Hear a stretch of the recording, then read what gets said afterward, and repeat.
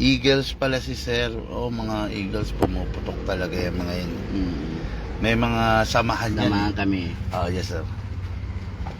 Yung ano ko yung M1 ko, M16 ko, naibenta ko, nagagawa Yan. na Yung ano mo, yung sabi mong, Dito magandang angle. yung, upgrade. Siyempre, Ah. pinagawa mo yung upgrade mo yun. totoo. Shane, nawawala signal eh. Dito ka, bababa ka talaga.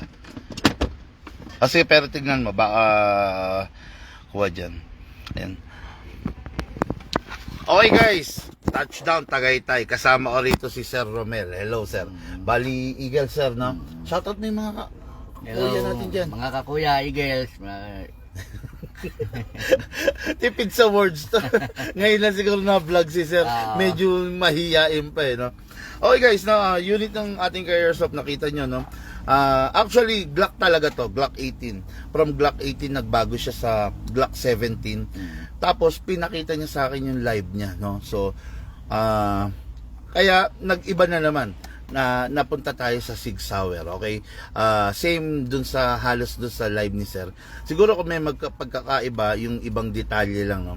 Pero, yung hubog at saka yung handling, napakaliit ng grip, sakto-sakto doon sa unit niya, no? Okay guys, di ko na papatagalin. Let's roll this. Okay.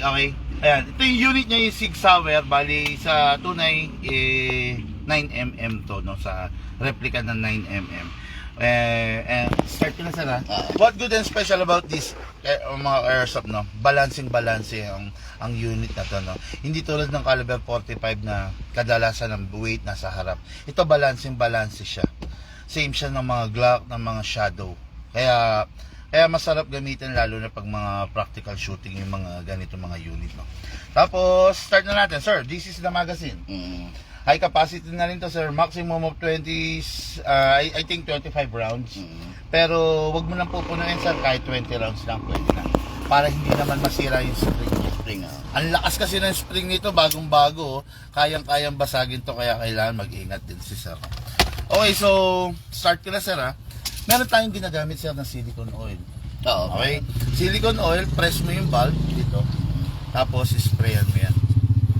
Okay sir, tapos dito rin sir sa ilalim. Para ma-reduce natin yung wear and tear, yung pagkasira ng unit, at the same time, yung mga rubber maprotektahan natin. Okay, same as Glock rin to ang concept nito, no? Ini-sprayan number 1 dito sa ibabaw para hindi ganong magasgas. Tapos kasa, ilak, i-sprayan natin yung loob ng nozzle. Sir, to. Okay, tapos release, then rest. Same as Glock, wala siyang hammer, no? Walang nakalagay na hammer pero may slide stopper, may trigger syempre. hindi mo Tapos, and what is special about this optic front? Then conventional iron sight yung likod niya, no? Okay. Ngayon sir, mag-gas tayo. No matter what the brand, okay lang. Kahit anong brand, basta always use 12. 12. Huwag kang gagamit ng 14, sir, ha? Upside down, isakto mo lang, then press down. 1, 2, 3 seconds, sir. Okay na yon. Sobra-sobra na yun para sa isang puno. Lagyan na po natin. Ito po, tawag dito sa reloader, panglagay ng bala. Siya nga pala, no, si sir, pinagkakautangan ko rin to ng bag to. Bali yung bag to follow by next week na. Okay? Hatak to pababa. Ito, sir. Iwasan mo lang mabitawan, sir, kasi pwede mabasag. Hahatak, ilagay mo yung right thumb mo rito, kalang mo din, dito i-shoot yung bala, sir. Pump lang po. Then, hindi ko na gano'n pupunuin, sir, ha? Hindi na.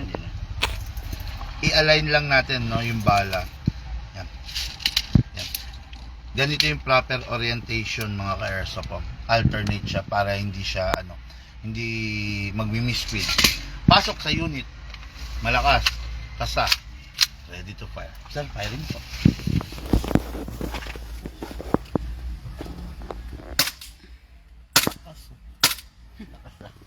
Sige sir, ubusin mo. Hanggang mag-open bolt.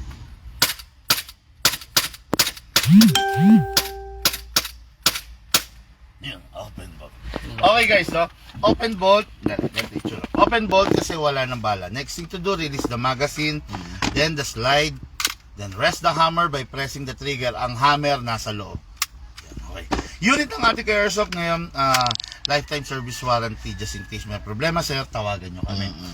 Pasensya na, medyo minamadali natin kasi ilan pa yung pupuntahan natin. After nito, 2 General Trias Cavite, then Pila Laguna, Calamba Laguna, and Calawan Laguna. Okay?